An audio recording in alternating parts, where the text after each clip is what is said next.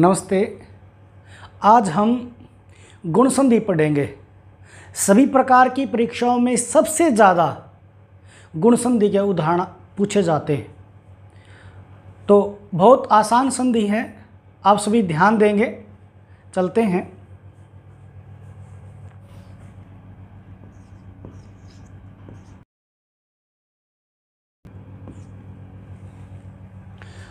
गुण संधि आद गुण है, ये सूत्र है। गुण विधायक सूत्र है ये। आदेंग गुण वो गुण संज्ञा करता है। हम इसकी परिभाषा एक बार लिखते हैं।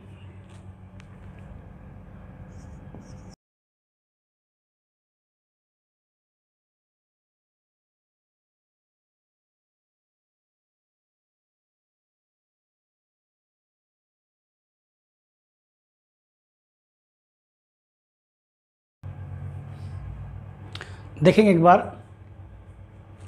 गुण संधि की परिभाषा में लिखी है, ए या आ के बाद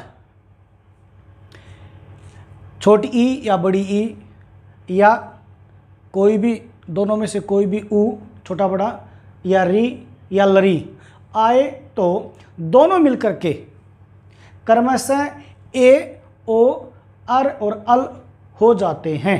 इसे गुण संधि कहते हैं। इसको हम एक बार और विस्तार से एक बार समझ लेंगे। ध्यान देंगे सभी।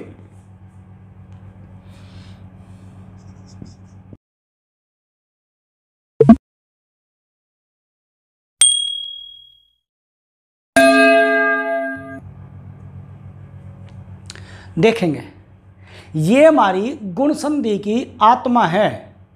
इसको हमने एक बार समझ लिया तो हम गुण संधि में कभी भी कोई गलती नहीं करेंगे, जब वो किसी भी प्रकार का उदाहरण पूछा जाता है। ये बनते हैं जब दो शब्द मिलेंगे, उनके बीच में ए ओ अर या अल होगा तो वो उदाहरण गुण संधि का होगा। तो अब आपने इस चीज़ को ध्यान रखना है। अगर आपने ये इतना भी समझ लिया तो आप कभी भी गलतियां नहीं करेंगे। ए या आ में जब ई मिलेगी छोटी या बड़ी तो ए बनेगा।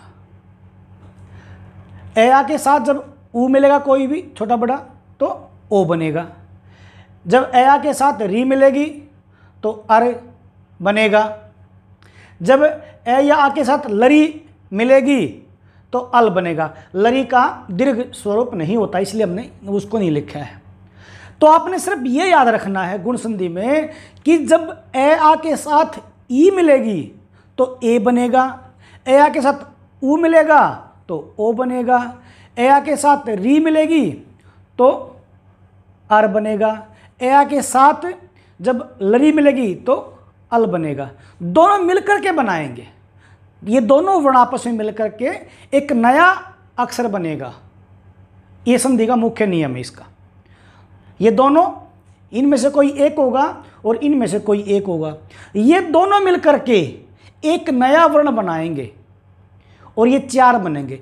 इन चारों का नाम ही गुण है, इसलिए इस संधि का नाम गुण संधि है। और अच्छे से हम उदाहरण के साथ एक बार इसको समझेंगे।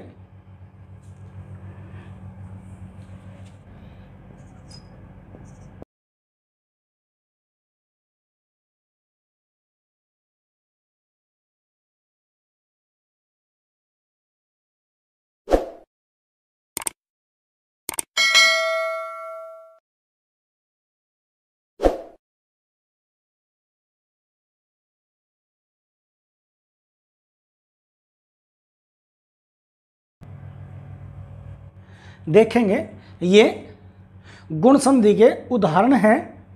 ए जमा में ई, ए बन गया। नर जमा में इंद्र नरेंद्र, रे का ए और ई, ए बना नरेंद्र। प्रथम स्वर के स्थान पर लगता है वो जो नया अक्षर बनता है, नया स्वर बनता है।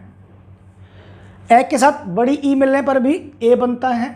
नर जमा में ईस, नरेश, यहाँ पर हमने बड़ी ई ले ली है। इसी प्रकार ए के साथ ऊ मिलने पर ओ बनेगा। हित जमा में उपदेश, ए और ऊ, ओ हो गया इतो उपदेश। इसी प्रकार आ के साथ ऊ मिलने पर ओ बनता है। गंगा जमा में उर्मी, गंगोर्मी।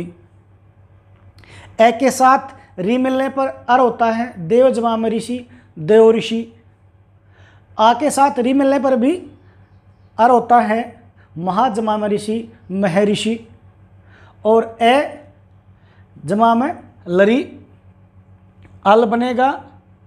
ठीक है, यहाँ आ होगा और जमा में लरी तो भी अल बनता है। तब जमा में लरीकार, तवलकार है।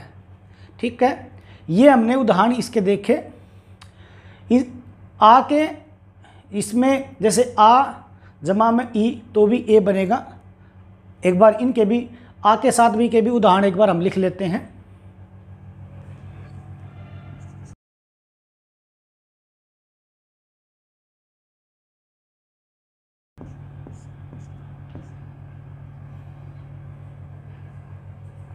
देखेंगे आ जमा में ई, ए। महा जमा में इंद्र, महेंद्र।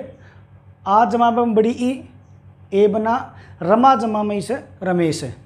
ये संधि के उदाहरण हैं, इनका अभ्यास करेंगे आप। हमने ये बात हमेशा ध्यान रखनी है इस गुण संधि में कि जब ए या आ के साथ ई मिलेगी तो ए बनेगा, ए आ के साथ ऊ मिलेगा तो ओ बनेगा, ए आ के साथ री मिलेगी तो अर बनेगा, जब ए आ के साथ लरी मिलेगी तो अल बनेगा। ये आप सूत्र याद रखेंगे। ठीक है, ये एक प्रकार का सूत्र है कि इस गुण संधि में 4 अक्षर बनते हैं। 2 अक्षरों के मेल से उनको गुण कहा जाता है। ए, ओ, अर और अल, इन चारों का नाम गुण है और यही 4 अक्षर इसमें बनते हैं। इतना ही इसके अंदर बताया गया है। और ये परीक्षा की दृष्टि से, वैसे भी भाषा की दृष्टि से भी बहुत महत्वपूर्ण संधि है। तो आप सभी इस पे ध्यान देंगे। कोई भी प्रश्न ऐसा होता है जो आप नहीं समझ पा रहे हैं या कोई ऐसा उदाहरण है, आप कमेंट करके उसको लिख सकते हैं और पूछ सकते हैं। आपका सुझाव, आपके प्रश्नों का स्वागत है।